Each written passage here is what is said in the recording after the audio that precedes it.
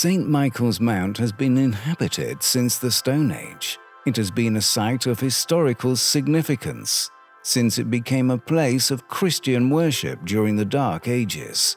This island has a unique geography, and its castle has played a host to some famous historical figures. The Mount also has a unique mythology and folklore.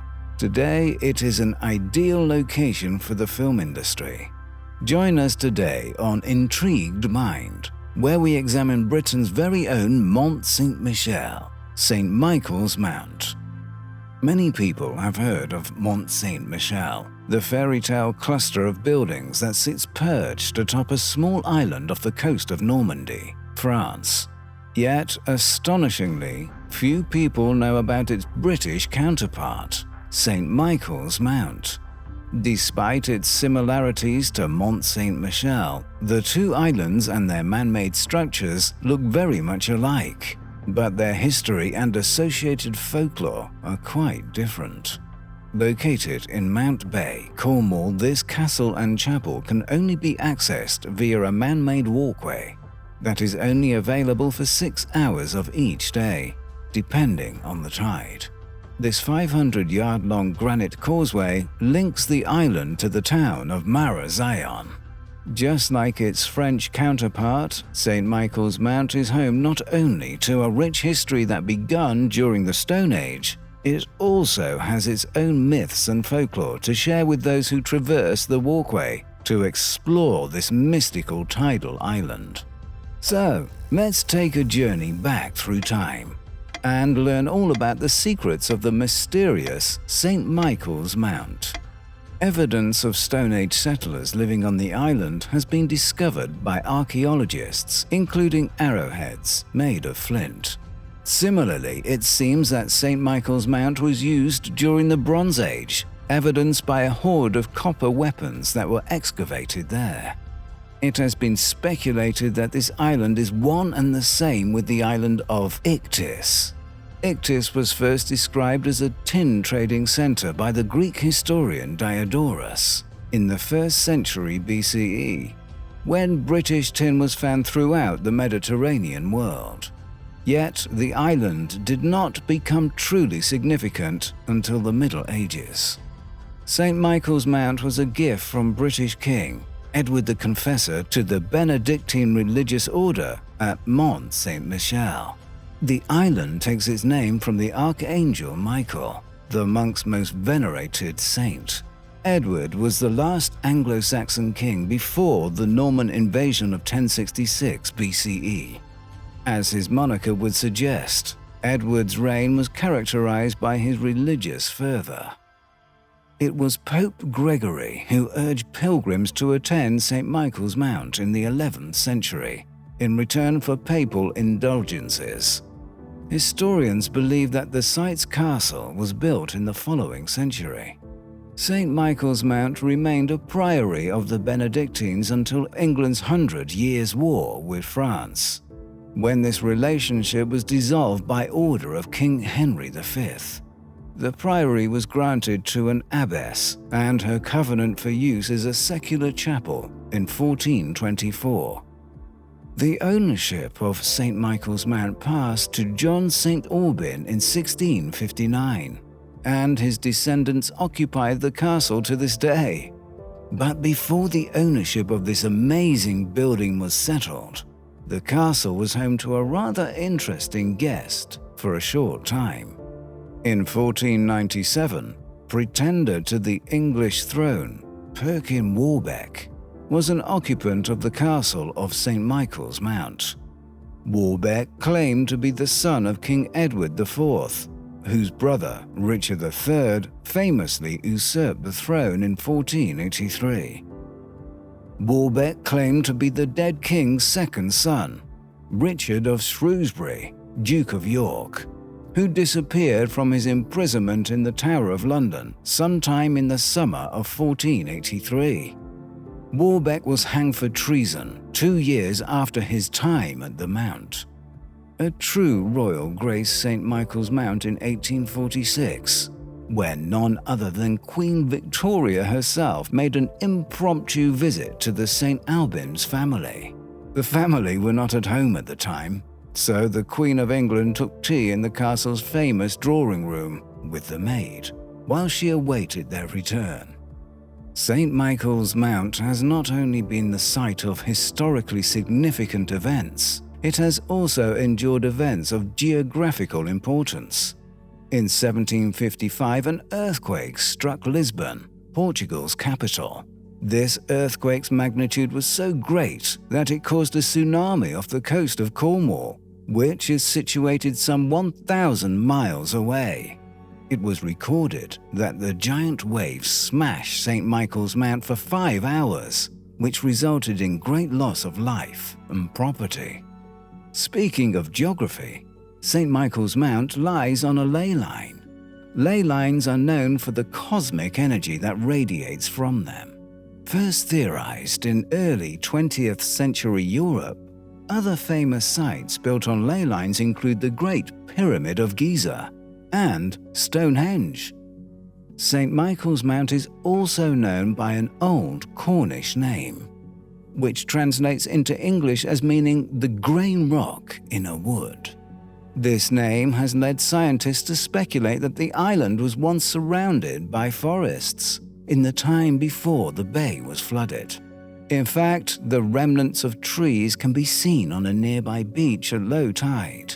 These trees are not the only remains to be found at the Mount. In the 19th century, excavations at St. Michael's Mount revealed the skeleton of an anchorite.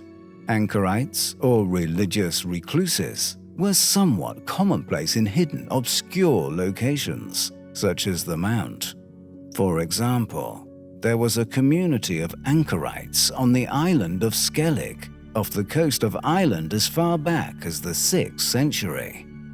The remains of this religious hermit were discovered entombed in a small cell in the domestic chapel of St. Michael's Castle.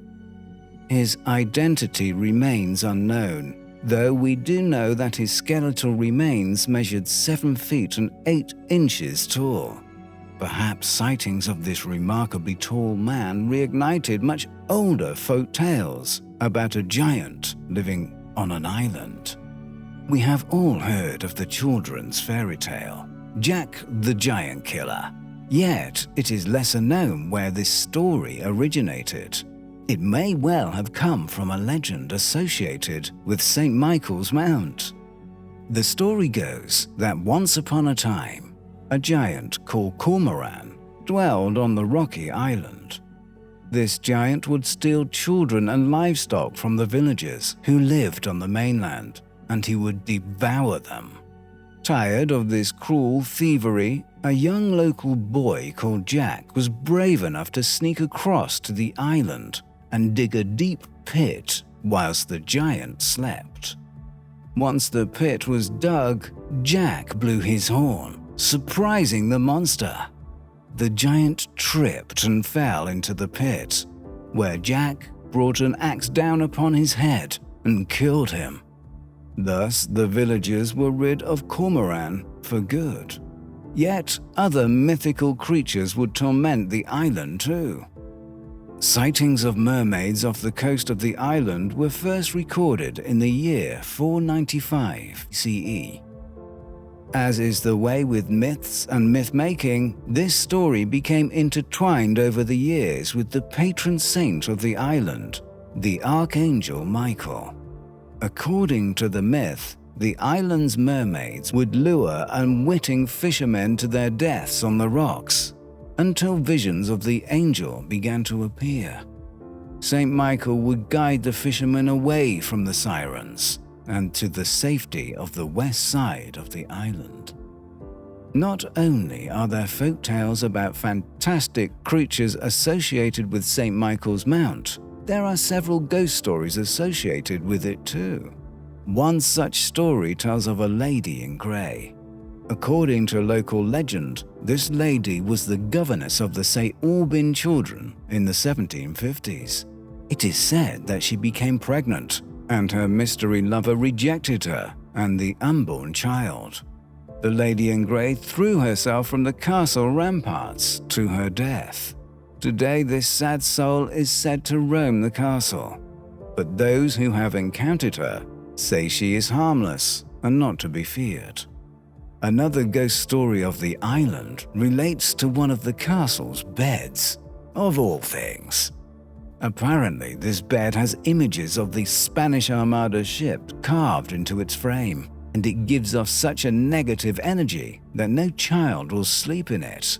Whilst this story of a spectral bed may sound outlandish, there is an explanation as to why there is a bed featuring Spanish ships in the castle of St. Michael's Mount in the first place.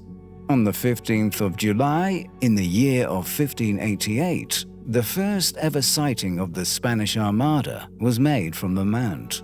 This sighting was made possible by the Mount's commanding views of the Cornish coast. Beacons were lit as a warning, and the Spanish galleons were unsuccessful in landing. These ships would not be seen again for another 7 years. The Spanish sought to wage a battle against the English, and this was not for the first nor the last time that St. Michael's Mount would be involved in war. St. Michael's Mount had a part to play in the English Civil War when, in 1646, royal troops who were garrisoned at the Mount were forcibly removed by Oliver Cromwell's soldiers. The Mount was fortified against attack during World War II, when Britain had legitimate concerns that it would be invaded by the Nazis. The German foreign ambassador allegedly had plans that the Mount's castle would become his residence if the invasion was successful. Fortunately, this never came to pass. Today, St. Michael's Mount is a peaceful place and a popular destination for tourists. The island, with its beautiful castle perched atop the mountain, is a hotspot for the film industry. The castle's facade featured in the 1979 film Dracula as the Count's place of residence. The castle's exterior is currently being used in a Game of Thrones spin-off entitled House of the Dragon. St. Michael's Mount is an intriguing place indeed. Whilst it is not as well known as its French cousin, Mont Saint-Michel, it is certainly every bit as interesting. This amazing island is home to its own unique geography, history, mythology, and folklore. It deserves its special place in the hearts and minds of all those souls who have sought refuge there. For more videos on the most amazing forgotten parts of our history, be sure to subscribe to the Intrigued Mind channel, like the video, and leave your suggestions in the comments below.